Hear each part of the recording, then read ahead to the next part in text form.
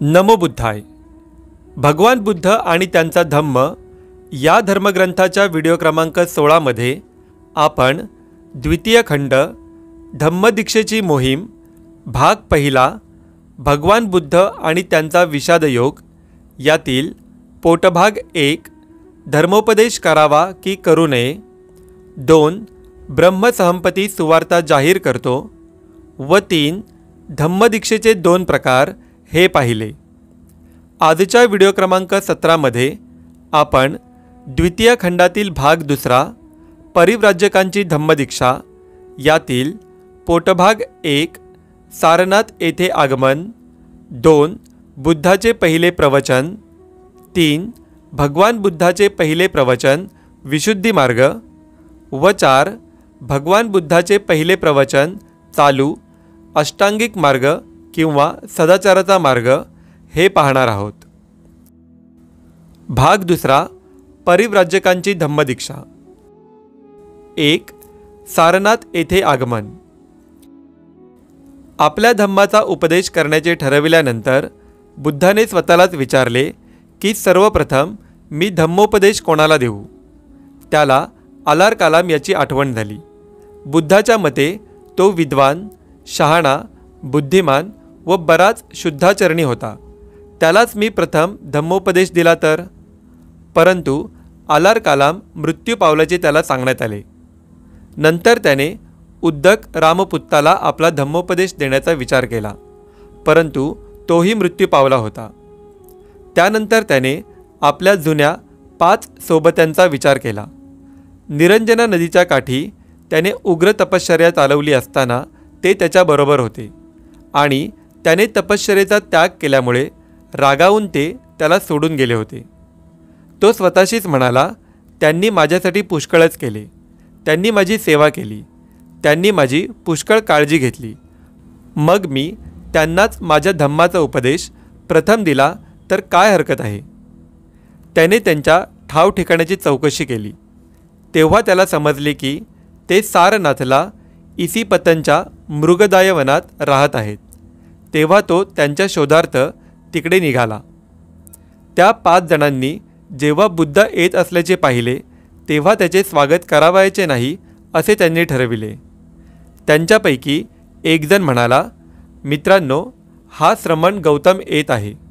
तपश्चर्येचा मार्ग सोडून देऊन हा समृद्धीच्या आणि चैनीच्या जीवनाकडे वळाला होता। त्याने पाप केले आहे, म्हणून आपण त्याचे स्वागत करता कामा नये, त्याला मान देण्यासाठी उभे राहता कामा नये किंवा त्याचे भिक्षापात्र आणि चिवर आपण आपल्या हाती घेता कामा नये। आपण त्याच्यासाठी फक्त एक आसन बाजूला ठेवून देऊ, त्याची इच्छा असल्यास तो तेथे बसेल। सर्वांनी हे मान्य केले। परंतु बुद्ध जेव्हा त्यांच्याजवळ आले तेव्हा ते 5 परिव्राजक आपल्या निश्चयानुसार वागू शकले नाहीत। बुद्धाच्या व्यक्तिमत्वाचा त्यांच्यावर इतका प्रभाव पडला की ते आपल्या जागेवर उठून उभे राहिले। एकाने त्याचे पात्र घेतले, एकाने त्यांचे चिवर सांभाळले, एकाने त्यांच्यासाठी आसन तयार केले आणि एकाने त्यांचे पाय धुण्यासाठी पाणी आणले। खरोखर हे एका अप्रिय अतिथीचे असाधारण स्वागत होते। अशा प्रकारे जे त्याचा उपहास करणारे होते ते त्याची पूजा करू लागले। 2 बुद्धाचे पहिले प्रवचन।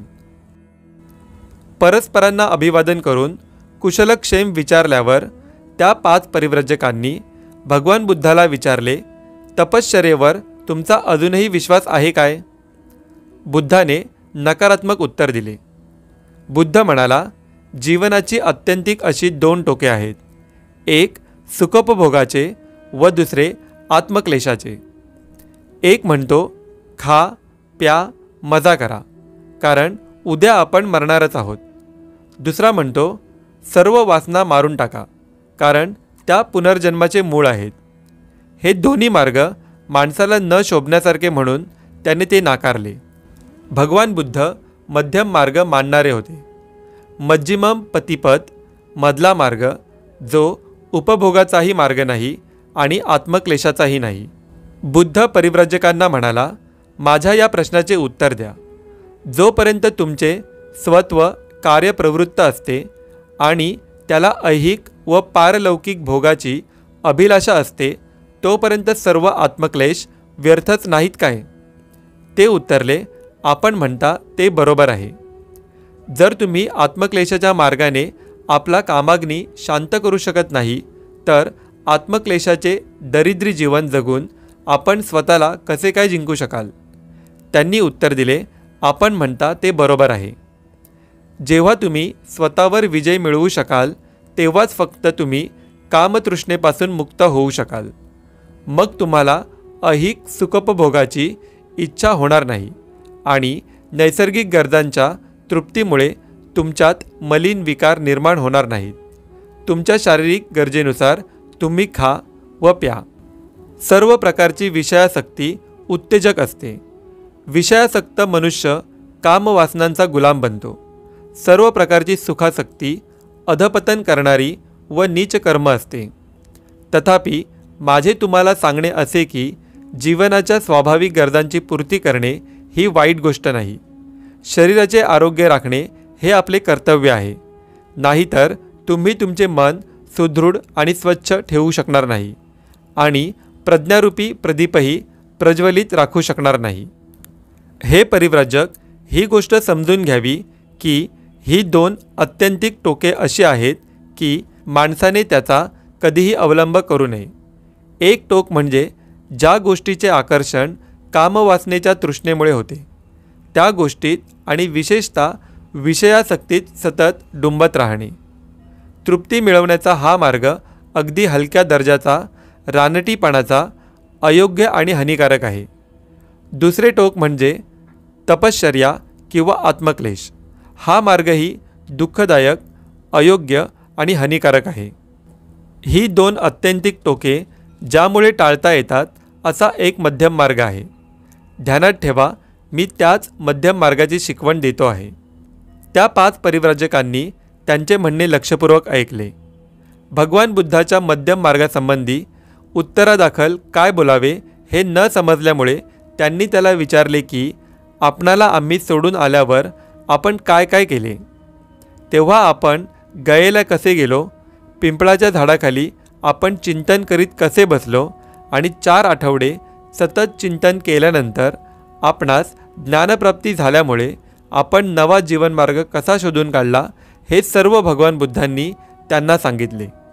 हे ऐकल्यावर तो मार्ग कोणता हे जाणून घेण्यास ते परिव्राजक अधीर झाले आणि तो मार्ग स्पष्ट करून सांगण्याविषयी त्यांनी भगवान बुद्धाला प्रार्थना केली. भगवान बुद्धाने त्यांची विनंती मान्य केली. सुरुवातीलाच भगवान बुद्धाने त्यांना सांगितले की आपला जो मार्ग, जो धम्म आहे त्याला ईश्वर आणि आत्मा यांच्याशी कधीही कर्तव्य नाही. त्याचा मरणोत्तर जीवनाशी कसलाही संबंध नाही. तसेच त्या धम्माचा कर्मकांडाशी काही संबंध नाही.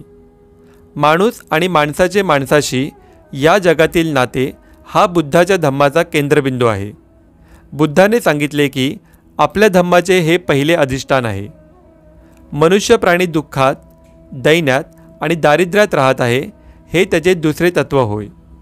हे सर्व जग दुःखाने भरले आहे आणि जगातून हे दुःख नाहीसे करणे हा एकच धम्माचा उद्देश आहे. यापेक्षा धम्म म्हणजे दुसरे तिसरे काहीही नाही. दुःखाचे अस्तित्व मान्य करणे आणि ते नष्ट करण्याचा मार्ग दाखविणे हाच भगवान बुद्धाच्या धम्माचा पाया होय. हाच एक केवळ धम्माचा पाया होऊ शकतो आणि यावरच त्याचे समर्थन अवलंबून आहे. जो धर्म या प्राथमिक गोष्टीचा स्वीकार करीत नाही तो धर्मच नव्हे. खरोखर हे परिव्राजक हो, जगातील दुःख आणि त्या दुःखापासून मुक्तता करण्याचा उपाय हाच धम्माचा मुख्य प्रश्न आहे. हे ज्या श्रमणांना आणि ब्राह्मणांना, धर्मोपदेशकांना हे समजत नाही ते माझ्या मते श्रमण आणि ब्राह्मणच नव्हेत. याच जीवनात धम्माचा खरा अर्थ काय आहे स्वतःला श्रेष्ठ समजणाऱ्यांना समजतच नाही. नंतर परिव्राजकांनी बुद्धाला विचारले, दुःखाचे अस्तित्व मान्य करणे आणि दुःख नाहीसे करणे हाच जर आपल्या धम्माचा पाया असेल तर आपला धम्म दुःख कसे नाहीसे करतो ते सांगा. भगवान बुद्धाने सांगितले की या धम्मानुसार जर प्रत्येकाने 1. पवित्राचा मार्ग अनुसरला, 2. सदाचरणाचा मार्ग स्वीकारला आणि 3. शील मार्गाचा अवलंब केला तर त्यामुळे या दुःखाचा निरोध होईल. आणि त्यांनी सांगितले की अशा धम्माचा आविष्कार आपण केला आहे. 3. भगवान बुद्धाचे पहिले प्रवचन, विशुद्धी मार्ग. परिव्राजकांनी नंतर भगवान बुद्धाला आपला धम्म समजावून सांगण्याची प्रार्थना केली. भगवान बुद्धाने त्यांची विनंती आनंदाने मान्य केली. त्याने पहिल्या प्रथम त्यांना विशुद्धी मार्ग समजावून सांगितला. त्याने परिव्राजकांना सांगितले की ज्याला चांगला मनुष्य होण्याची इच्छा आहे त्याने जीवनाची तत्त्वे म्हणून काही तत्त्वे पाळली पाहिजेत. ही विशुद्धी मार्गाची शिकवण आहे. माझ्या विशुद्धीच्या मार्गानुसार चांगल्या जीवनाची 5 तत्त्वे आहेत. 1. कोणत्याही प्राण्याची हिंसा न करणे व त्याला इजा न करणे. 2. चोरी न करणे अर्थात दुसऱ्याच्या मालकीची वस्तू न बळकावणे. 3. व्यभिचार न करणे. 4. असत्य न बोलणे. 5. मादक पेय ग्रहण न करणे.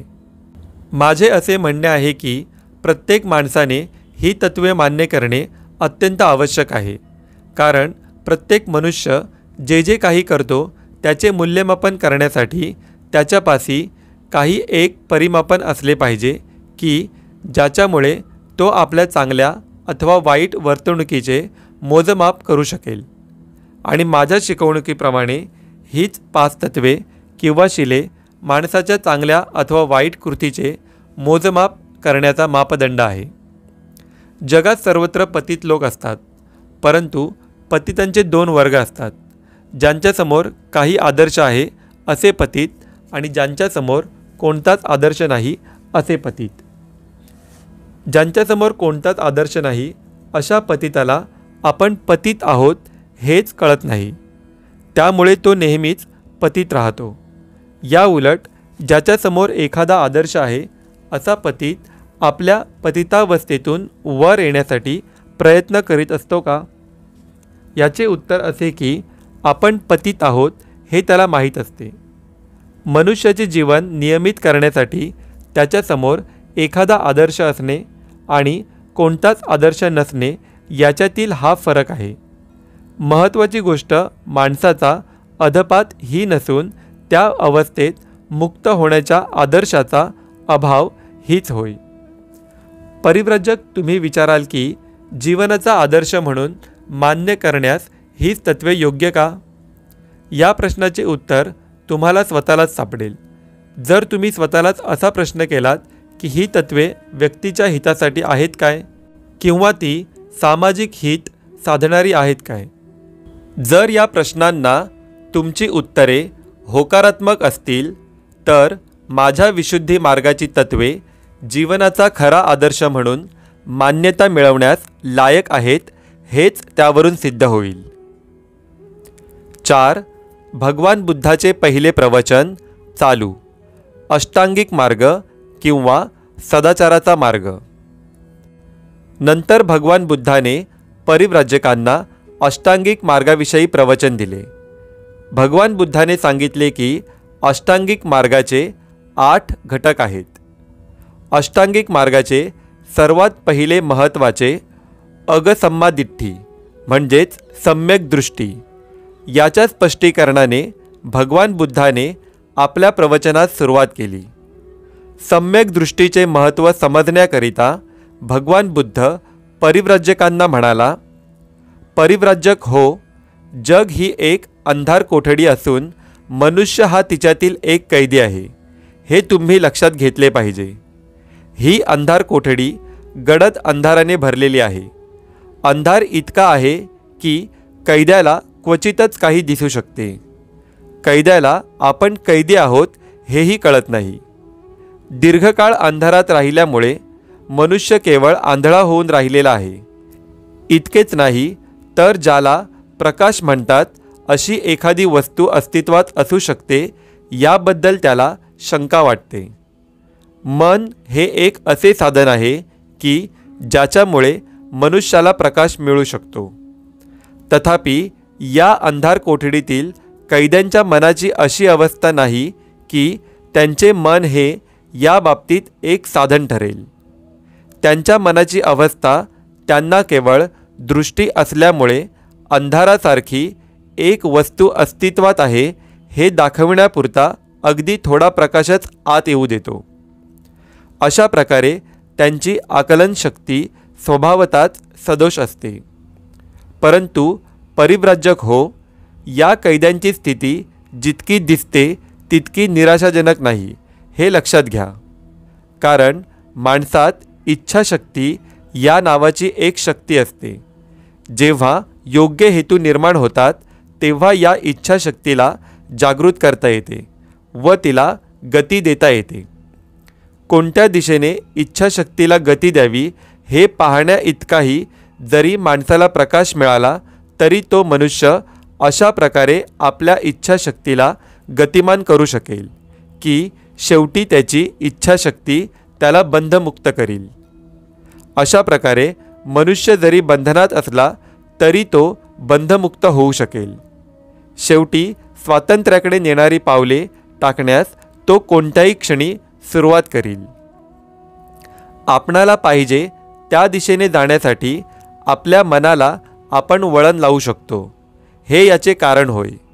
मन हेच आपल्याला जीवनाच्या कारागृहात बंदिवान करीत असते आणि तेच आपल्याला तेथे डांबून ठेवते. पण मन जी गोष्ट निर्माण करते ती ते नष्टही करू शकते. जर मनाने माणसाला बंधनात टाकले असेल तर तेच मन योग्य दिशेने वळविल्यास त्याला बंधमुक्तही करू शकते. सम्यक दृष्टी जे करू शकते ते हेच होय. सम्यक दृष्टीचा अंतिम उद्देश काय आहे? परिव्राजकांनी विचारले.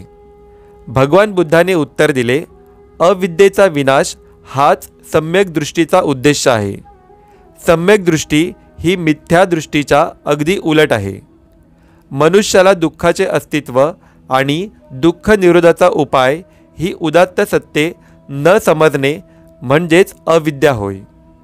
सम्यक दृष्टीचा हेतू माणसाने कर्मकांडाच्या विधींना व्यर्थ समजणे आणि शास्त्रांच्या पावित्र्यावरील मिथ्या विश्वास टाकून देणे हा आहे. सम्यक दृष्टीकरिता माणसाने अद्भुत कल्पनांचा त्याग केला पाहिजे. निसर्ग नियमाविरुद्ध कोणतीही गोष्ट होऊ शकते ही गोष्ट माणसाने मानता कामा नये. ज्या सिद्धांतांना वास्तवतेचा किंवा अनुभवाचा आधार नाही व ते केवळ काल्पनिक अनुमाने आहेत ते सिद्धांत सम्यक दृष्टीसाठी त्याज्य आहेत. स्वतंत्र मन आणि स्वतंत्र विचार हे सम्यक दृष्टीसाठी आवश्यक आहेत. प्रत्येक माणसाला काही ध्येय, आकांक्षा आणि महत्त्वाकांक्षा असतात. अशी ध्येय, आकांक्षा आणि महत्त्वाकांक्षा ही उदात्त आणि प्रशंसनीय असावी. ती क्षुद्र आणि अयोग्य नसावी. हा सम्यक संकल्पाचा आशय आहे. सम्यक वाचा पुढील शिकवण देते. 1. माणसाने जे सत्य असेल तेच बोलावे. 2. असत्य बोलू नये. 3. माणसाने दुसऱ्याविषयी वाईट बोलू नये. 4. माणसाने दुसऱ्याची निंदा नालस्ती करण्यापासून परावृत्त व्हावे. 5. माणसाने आपल्या लोकांविषयी रागाची किंवा शिवीगाळीची भाषा वापरू नये. 6. माणसाने सर्वांशी आपुलकीने व सौजन्याने बोलावे. 7. माणसाने अर्थहीन मूर्खपणाची बडबड करू नये. त्याचे बोलणे समंजसपणाचे व मुद्देसूद असावे. मी सांगितल्याप्रमाणे सम्यक वाचेचे पालन करणे हे कोणाच्या भीतीमुळे किंवा पक्षपाताने होता कामा नये. सम्यक वाचेमुळे काय तोटा होईल किंवा आपल्या कृतीविषयी आपल्या वरिष्ठाला काय वाटेल याचा सम्यक वाचेशी यकिंचितही संबंध असता कामा नये. वरिष्ठाची आज्ञा किंवा वैयक्तिक फायदा हे सम्यक वाचेचे प्रमाण नाही. सम्यक कर्मांत हे योग्य वर्तनाची शिकवण देते. दुसऱ्यांच्या भावना आणि त्यांचे हक्क यांचा मान राखून प्रत्येक कृती करावी अशी याची शिकवण आहे. सम्यक कर्मांताचे प्रमाण कोणते? जीवनाच्या मूलभूत नियमांशी सुसंगत असे वर्तन हे त्याचे प्रमाण होय. एखाद्याचे वर्तन ज्यावेळी या नियमांशी सुसंगत असते त्यावेळी ते सम्यक कर्मांताशी सुसंगत आहे असे समजावे।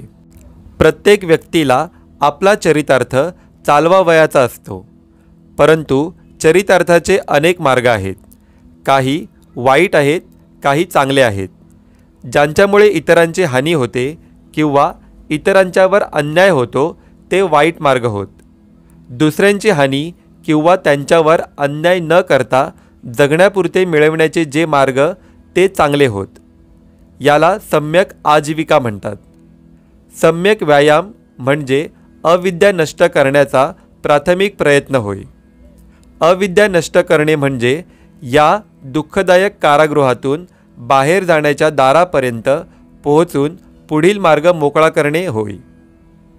सम्यक व्यायामाचे 4 हेतू असतात। अष्टांग मार्गाशी विरोधी अशा चित्तवृत्तीचा प्रतिरोध करणे हा एक हेतू होय। अशा प्रकारच्या ज्या चित्तवृत्ती अगोदरच उत्पन्न झाल्या असतील तर त्या दाबून टाकणे हा दुसरा हेतू होय। अष्टांग मार्गाला आवश्यक अशा चित्तवृत्ती उत्पन्न करण्यास माणसाला सहाय्य करणे हा तिसरा हेतू होय। अशा प्रकारच्या ज्या चित्तवृत्ती अगोदरच अस्तित्वात आल्या असतील त्यांची वाढ आणि विकास करणे हा चौथा हेतू होय। सम्यक स्मृतीला जागरूकपणा व विचारीपणा यांची आवश्यकता असते। मनाची सतत जागृती हा त्याचा अर्थ होय। दुष्ट वासनांवर मनाचा पहारा ठेवणे हे सम्यक स्मृतीचे दुसरे नाव होय। परिव्राजक हो, सम्यक दृष्टी, सम्यक संकल्प, सम्यक वाचा, सम्यक कर्मांत, सम्यक आजीविका, सम्यक व्यायाम आणि सम्यक स्मृती प्राप्त करून घेण्याचा प्रयत्न करणाऱ्या माणसाच्या मार्गावर 5 अडथळे किंवा बंधने असतात। लोभ, द्वेष, आळस व स्तुती, संशय आणि अनिच्छय हे ते 5 अडथळे होत। म्हणून हे अडथळे दूर करणे आवश्यक आहे। हे अडथळे म्हणजे बंधनेच होत आणि ते दूर करण्याचा मार्ग समाधी हा होय। परंतु परिव्राजक हो, सम्यक समाधी म्हणजे समाधी नव्हे हे लक्षात घ्या। तिचे स्वरूप अगदी निराळे आहे। समाधी म्हणजे केवळ चित्ताची एकाग्रता।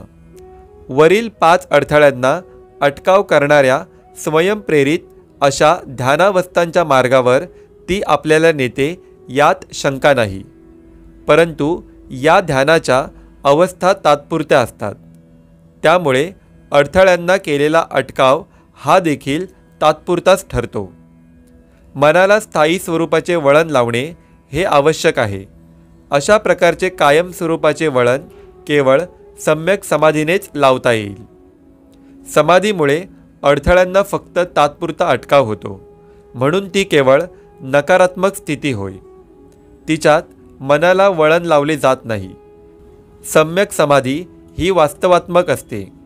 ती मनाला एकाग्रतेचे आणि एकाग्रतेच्या काळात कुशल कर्माचा विचार करण्याचे शिक्षण देते आणि त्याला अनुसरूनच अडथळ्यांमुळे निर्माण होणाऱ्या अकुशल कर्माकडे आकर्षित होण्याची मनाची प्रवृत्तीही ती नष्ट करते। सम्यक समाधी मनाला चांगल्या गोष्टींचा विचार करण्याची व चांगल्या गोष्टीचाच नेहमीच विचार करण्याची सवय लावते। सम्यक समाधी चांगल्या कृती करण्यास आवश्यक अशीच प्रेरणा मनामध्ये निर्माण करीत असते।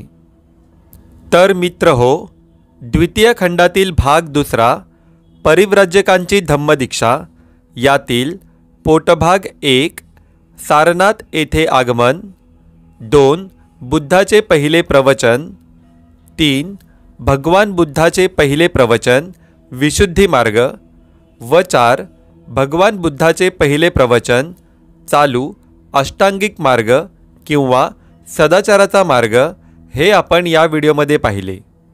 येणाऱ्या पुढील व्हिडिओ क्रमांक 18 मध्ये आपण द्वितीय खंडातील भाग 2 परिव्राजकांची धम्मदीक्षा यातील पोटभाग 5 भगवान बुद्धाचे पहिले प्रवचन शीलमार्ग चालू, 6 भगवान बुद्धाचे पहिले प्रवचन पूर्ण व 7 परिव्राजकांची प्रतिक्रिया हे पाहणार आहोत।